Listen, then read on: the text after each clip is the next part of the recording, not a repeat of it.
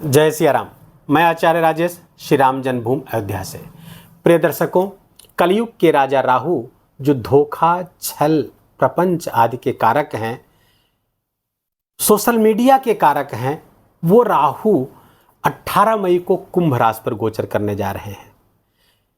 राहु बलवान ग्रह है, कलयुग का राजा है, और बलवान ग्रह जब अपने घर पे गोचर करता है तो उसका बल और बढ़ जाता है। कुंभ राशि को ज्योतिष के ग्रंथों में राहु का अपना घर बताया गया है। आप प्रश्न कर सकते हैं कि कुंभ राशि तो शनिदेव की राशि है।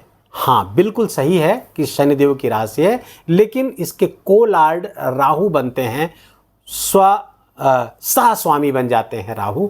तो राहु कुंभ राशि को अपना ही घर समझता है। यहाँ पर बहुत बली हो जाता है, बहुत प्रबल हो जाता है राहु। राहु का प्रबल होना ऐसे में बहुत सारी चीज़ों में बड़े बदलाव के संकेत करता है। आप देखेंगे 18 महीने के लिए आ रहे हैं कुंभ राशि पर और 18 वर्ष बाद आ रहे हैं। तो पहली बात तो इतिहास को दोहराएंगे, दूसरा इतिहास रचने भी जा रहे हैं राहु कुंभ राशि पर गोचर करते हुए। और इतिहास रचने में इनको सहयोग मिल रहा है अतिचारी बृहस्पति का और अतिचारी शनि का भी। वैश्विक परिस्थितियां बहुत परिवर्तन के दौर से गुजर रही हैं, चाहे वो भौगोलिक स्थिति हो, राजनीतिक स्थिति हो, आर्थिक स्थिति हो, सब बहुत परिवर्तन के दौर से इस समय गुजरेगा। और राहु की इसीलिए इसमें बताया गया है कि इतिहास रचने जा रहा है। और इतना प्रबल राहु मिथुन राशि के जातकों के लिए कैसा रहने वाला है, आइए जानते और समझते हैं। पहले तो मैं समझ लीजिए कि राहु का गोचर कब से कब तक है। तो 18 मई 2025 से लेकर के 5 दिसंबर 2026 तक राहु 18 महीने कुंभ राशि पे गोचर करेंगे। अब जिस नक्षत्र पे वर्तमान में गोचर करेंगे वो कर रहे हैं, वो देवगुरु बृहस्पति का नक्षत्र है, और उस नक्षत्र पर गोचर करते हुए बहुत ही अच्छे परिणाम भी लाने की स्थिति में बने हुए हैं। अच्छा, राहु की दृष्टि भी बृहस्पति पर पड़ेगी, देवगुरु बृहस्पति पर, और देवगुरु बृहस्पति की दृष्टि राहु पर पड़ने वाली है। कुल मिलाकर के ये ऐसा गड्ढमड्ढ इस बार बहुत उलझन भरा हुआ ये गोचर चल रहा है, आने वाले कुछ वर्षों तक चलेगा, जिसके कारण से बड़ी ही जटिल परिस्थितियां और विचित्र परिस्थितियां पैदा होने वाली हैं। मिथुन राशि के जातकों को राहु के इस गोचर का क्या परिणाम प्राप्त होगा? देखिए, राहु ऑब्सेसिव है, बहुत जुनूनी है, बहुत जोशीला है, और अपने लक्ष्य को प्राप्त करने के लिए कुछ भी करने की सामर्थ्य रखता है, भले ही उसको अपना सर कटाना पड़े। तो ये तो अच्छी बात हुई। राहु की इसी ऊर्जा को अगर हम अपने आप में संभाल ले गए तो बहुत शानदार परिणाम देने की स्थिति में राहु आ जाते हैं। यदि ऊर्जा हमसे ना संभली राहु की तो हम छल प्रपंच में फंस जाएंगे, धोखे में फंस जाएंगे, और फिर राहु के जाल में फंस जाएंगे। यहाँ पे समस्या पैदा हो जाएगी। आइए हम बताते हैं कैसे राहु की इस ऊर्जा को आपको कैसे नियंत्रित करना है। राहु आपके 9वें स्थान पर गोचर करेंगे। मिथुन राशि के जातकों के लिए 9वें स्थान पर गोचर करेंगे 18 मई से। 9वां स्थान भाग्य स्थान है, भाग्य का स्थान है, धर्म का स्थान है, मंदिर का स्थान है, पिता का स्थान है, गुरु का स्थान है।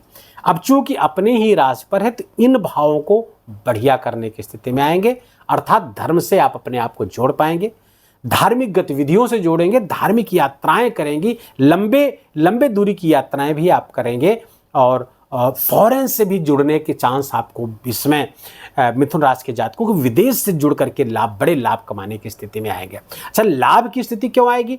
क्योंकि ये लाभ की राशि से ही गोचर कर रहे हैं। कुंभ राशि कालपुरुष की कुंडली में लाभ स्थान पर बैठी हुई है 11वें भाव में, और उसी राशि पे गोचर करेंगे तो लाभ कराएंगे। कहां से संबंधित लाभ? 9वें से संबंधित, अर्थात भाग्य आपका बहुत प्रबल हो जाएगा। राहु जितना प्रबल हो जाएगा भाग्य भी आपका प्रबल हो जाएगा। भाग्य से आपके बड़े बड़े काम बनते हुए नजर आएंगे। पिता से लाभ की स्थिति बन रही है, पिता का सहयोग, साथ उनकी सलाह से काम करेंगे, लाभ।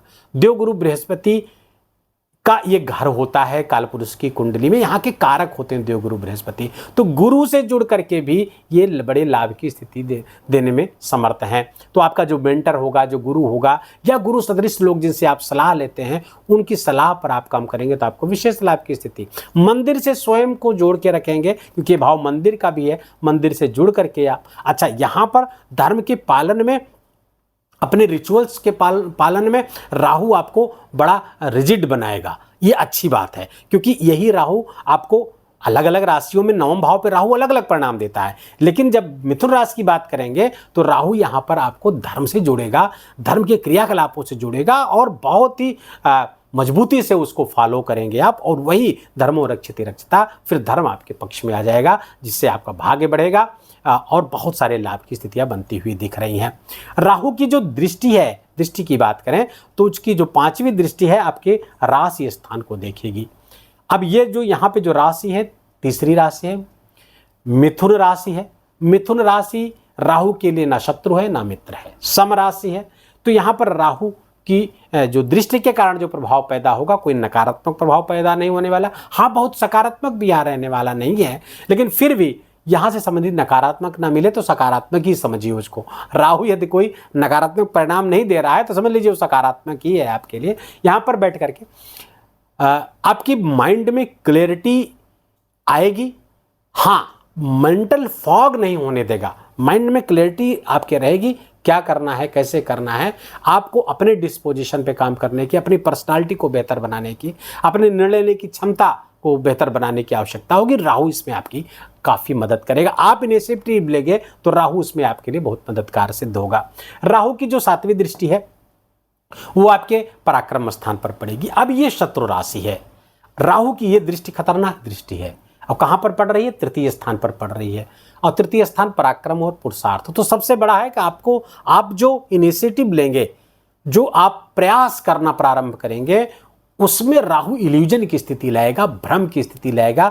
कोई कदम उठाने के पहले आप 1000 तरीके सोचें, कहीं इसमें हम असफल तो नहीं हो जाएंगे, कहीं ये गलत तो नहीं हो जाएगा, कहीं ये गड़बड़। तो भय और भ्रम की स्थिति यहाँ पर क्रिएट करेगा। बस उसी भय और भ्रम से आपको बचना होगा, कोई भय करने की जरूरत नहीं। राशि पर से आपके देवगुरु बृहस्पति का गोचर चल रहा है, आपको चिंता का 10वें स्थान पर शनि का गोचर चल रहा है, तो भय तो एकदम निकाल दीजिए। किसी प्रकार के भय की आवश्यकता नहीं, कोई भ्रम मत पालिएगा।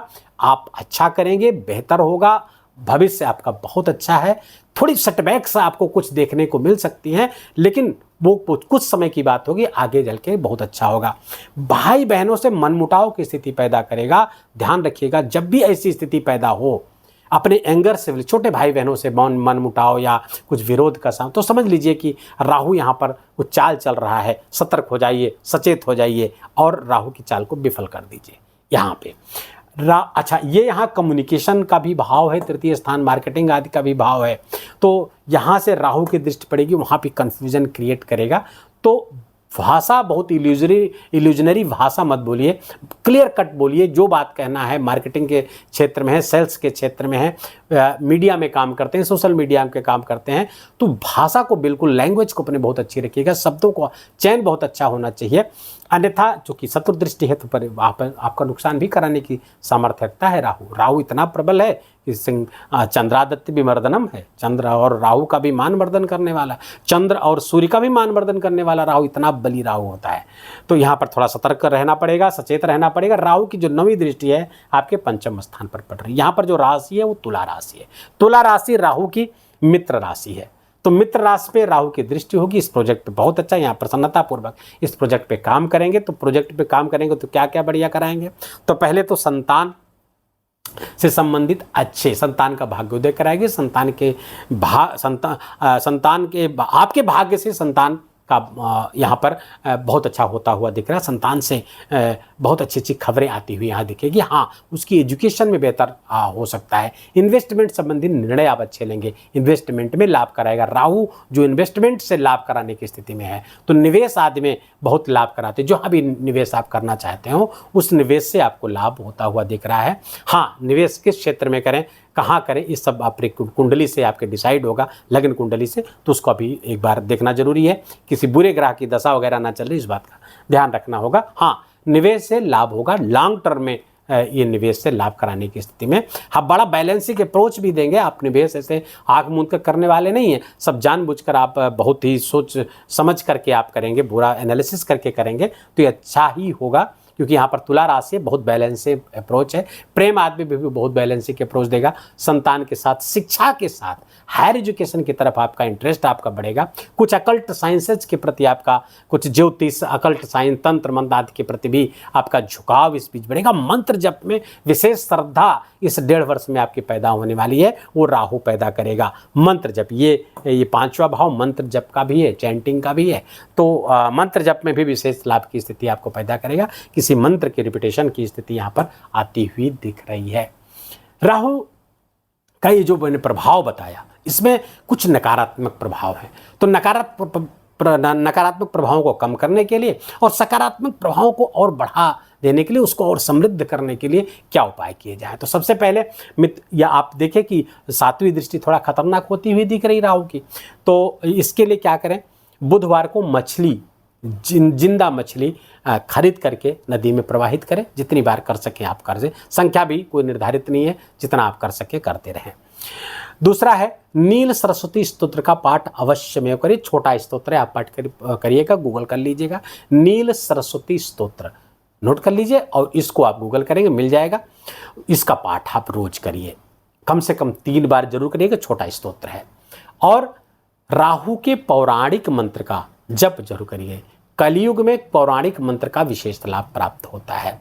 पौराणिक मंत्र भी मैं यहाँ बोल दे रहा हूँ, आप सुन करके गूगल पे आप इसको सर्च कर लीजिएगा, आपको मिल जाएगा।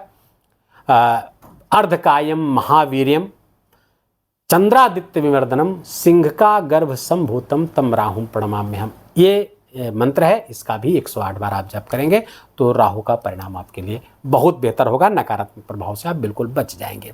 वीडियो को यहीं विराम देंगे। वीडियो अच्छा लगा हो, आपके काम का लगा हो, मेरा बोलना आपका सुनना दोनों सार्थक हुआ तो कृपा करके वीडियो को लाइक करिएगा, अपनों के साथ शेयर करके उनको भी इसका लाभ दीजिए। कमेंट में जाकर के जय सिया राम लिखना बिल्कुल भी मत भूलिएगा। मेरा विशेष निवेदन, विशेष आग्रह आपसे, चैनल पर नए हैं तो इसको सब्सक्राइब कर लीजिए, बेल आइकन की घंटी दबा लीजिए। प्लीज़ अपना बहुत बहुत ख्याल रखिए।